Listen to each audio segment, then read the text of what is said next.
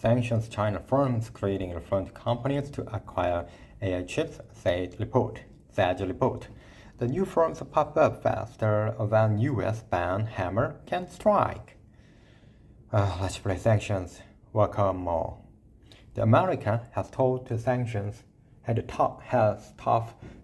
in place to stop China from acquiring the latest chip, deferring their use in weapons system.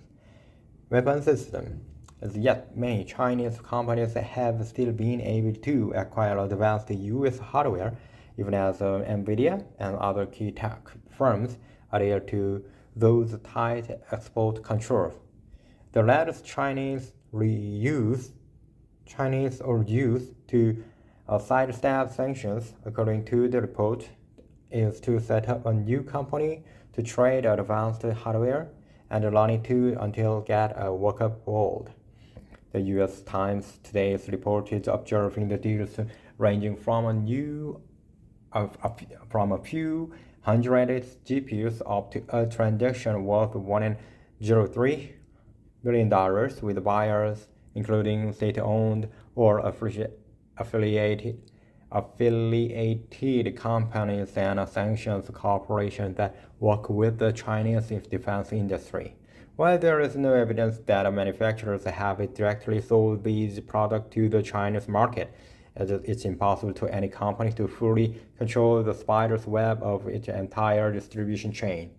While an organization could track its immediate customers and maybe even secondary buyers and follow the movement of a product until they reach end users would not be just time consuming. It would be the cost prohibitive as well, and might also even push legitimated clients away. Then the Sugan formed Netrix to acquire NVIDIA chips. Another problem that U.S. authorities have is how easy it is to set up a company and acquire advanced chips before the American ban hammer falls on it. For example, the U.S. banned Sugan from acquiring NVIDIA chips after it was proven that the Chinese military was a customer. Some of the company's former executives then formed a new company called Netrix, and in 6 months, it was one of the largest Chinese manufacturers of AI servers. Since the company is so new, the U.S. likely has had the chance to vet it and check its background. And so in the meantime, the NVIDIA, Intel, and the Microsoft have already started doing business with it without breaking any American law.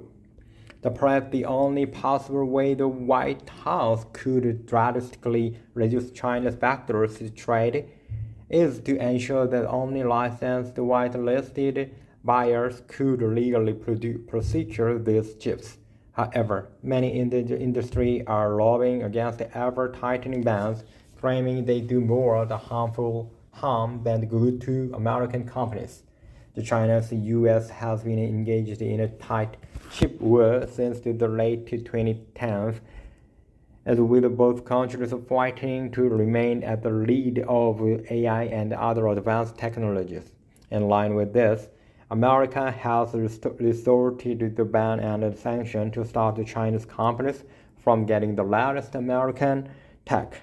However, these reports show that Washington's moves aren't always effective against China's insatiable demand for the latest chips. American authorities admit that some high-tech gear will slip through the cracks. However, they say that the main purpose of the White House move is to hold back Beijing, while the U.S. government is pushing investments in the semiconductor industry to help America pull away from China gains. Okay, thank you. Today I read this article. The sanctioned Chinese firms creating from companies to acquire AI chips, that report. New firms pop up faster than the U.S. ban hammer can strike. Thank you for your time and see you next time.